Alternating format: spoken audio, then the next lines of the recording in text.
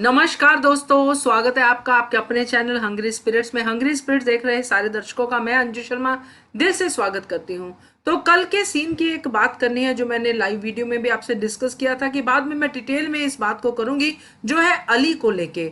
अली और रुबीना, राहुल और राखी और निक्की बैठे हैं क्योंकि 5 ही कंटेस्टेंट घर के अंदर हैं और पुरानी बातें हो रही हैं। और खास करके उस सीन की बात राहुल छेड़ते हैं जिसमें राहुल के ऊपर जैस्मीन ने पानी फेंका था और रुबीना ने उसको दिया था थोड़ा बूस्ट अप। तो उसके ऊपर बातचीत चलती है। यहाँ पे अली के क्या रिएक्शन है वो हम डिस्कस करेंगे और क्यों है उसकी भी थोड़ी गहराई में जाने की कोशिश करेंगे, मगर आपसे भी इसके बारे में जानना चाहेंगे कि ऐसा क्यों।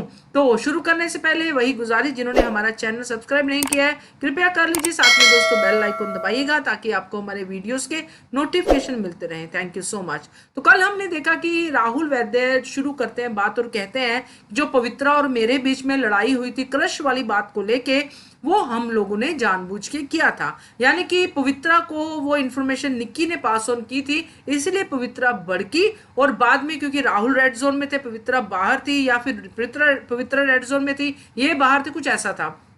उस बात को लेके ये मुद्दा उठता है और वहां राहुल वैद्य अपनी बात को मानते कि हाँ हमने किया था।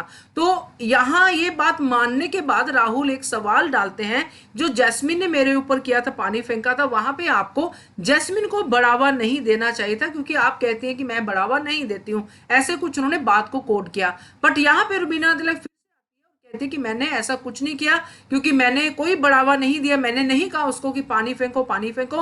राहुल कहता आपने मना भी तो नहीं किया, आपने क्यों ऐसा कहा कि कर दो जो करना है, बोल दो जो बोलना है, ऐसी बातें आपने क्यों कही। तो यहाँ पे रुबीना कहती कि मैं तो कह रही थी कि उसके मन की जो भी भड़ास है वो निकल जाए, और साथ में वो ये भी बताती नजर आती कि उसके उस टाइम पे सिचुएशन क्या थी। वही बात जो जैस्मीन वसीम इतनी देर से, जब से वो घर के अंदर थी, उन्होंने कहने की कोशिश करते करते भी वो नहीं कह पाई क्योंकि उनको लगा कि ये बात मैं सबके बीच में कैसे कहूं। उन्होंने यही कहा कि मेरे साथ कुछ ऐसा हुआ था जिसको लेके मैं ट्रिगर होती थी, ऐसा हुआ था ऐसा हुआ था, ये बात उन्होंने नहीं कही। मगर वीना तिलक ने कल वो भी बात हाईलाइट कर दी कि कोई बंदा था जो इसको चेज करता था और फिर क्या क्या उनके साथ आगे उन्होंने बताया। तो ये बात करने के बाद उन्होंने यहाँ पे ये बात जो कही, जो रुबीना तिलक खुद सीजन के एंड में मान चुकी है अपने लिए कि मुझे साइकेट्रिस्ट की जरूरत हो सकती, ऐसे इमोशंस से बंधी हुई थी कि जिसकी वजह से मुझे साइकेट्रिस्ट की जरूरत पड़ सकती थी, जैसे टेम्पर इश्यूज एंड वगैरह वगैरह। तो ये चीज तो समझ में आती कि बंदा अपने लिए ये बात बोल रहा है कि मुझे ये प्रॉब्लम थी और मुझे ऐसी जरूरत पड़ सकती थी। मगर सीजन एंड में वहां पे जहां पे ये बात बोलने की कोई जरूरत नहीं थी, और ऐसा हमें कभी लगा भी नहीं कि जैस्मीन वसीम को साइकेट्रिस्ट की जरूरत पड़ सकती है, क्योंकि जैस्मीन वसीम काफी संभली हुई इंसान लगती थी। उसने जो भी किया मुंह पे किया, बोला, सब किया, उसने सब कुछ किया। गंदी भी दिखी, नेगेटिव भी दिखी, लोगों ने नागिन भी कहा, जो भी था उसके सामने था। उसने कभी मतलब ऐसे चीजों को मोल्ड करके या अच्छे अच्छे शब्दों का प्रयोग करके दूसरों को पेश नहीं किया है। तो जैस्मीन वसीम को यहाँ पे ये कहती हुई नजर आती है कि आप मतलब जैस्मीन वसीम को, जो मेरे साथ डिस्कशन हुई थी तो मुझे लगता था कि उसको साइकेट्रिस्ट की जरूरत भी पड़ सकती है। इतनी बड़ी बात वो कहती है और अली वहां पे बैठे हुए हैं। तो मुझे ये चीज समझ में नहीं आई कि अली का प्यार जैस्मीन के लिए ऐसा कैसे है कि जो रुबीना के ऊपर उनको गुस्सा नहीं आता है कि रुबीना ऐसी बात मत बोलिए नेशनल टीवी पे, क्योंकि इससे फर्क पड़ता है बाहर के लोगों को, जो काम देने वाले हैं उनको भी, कि जैस्मीन को साइकेट्रिस्ट की जरूरत पड़ सकती है। क्योंकि जब एक बार ऐसी चीज का नाम बंदा लेता है कि साइकेट्रिस्ट की जरूरत पड़ सकती है, तो आगे भी, क्योंकि लोग एक की 10 सोचते हैं तो वो 10 सोच सकते हैं। मगर यहाँ अली गोनी बहुत ही अपने कन्वीनियंस के साथ चीजों को सुन रहे थे और उनको कोई बुरा नहीं लगा, वो कन्वर्सेशन को सिर्फ सुन रहे थे। तो मुझे इस बात को लेकर सवाल है कि क्या अली गोनी जैस्मीन को भी गेम के लिए ही यूज कर रहे हैं, क्योंकि जिस उससे उन्होंने भड़क भड़क के कहा था कि जैस्मीन को लेके मैं किसी से नहीं सुनूंगा, रुबीना आपसे भी नहीं सुनूंगा, इससे भी नहीं सुनूंगा, उससे भी नहीं सुनूंगा। मगर जब रुबीना बोल रही थी, इतना सेंसिटिव इशू डिस्कस कर रही थी, जबकि जैस्मीन वहां पे थी भी नहीं, तो वहां पे अली क्यों चुप रहे?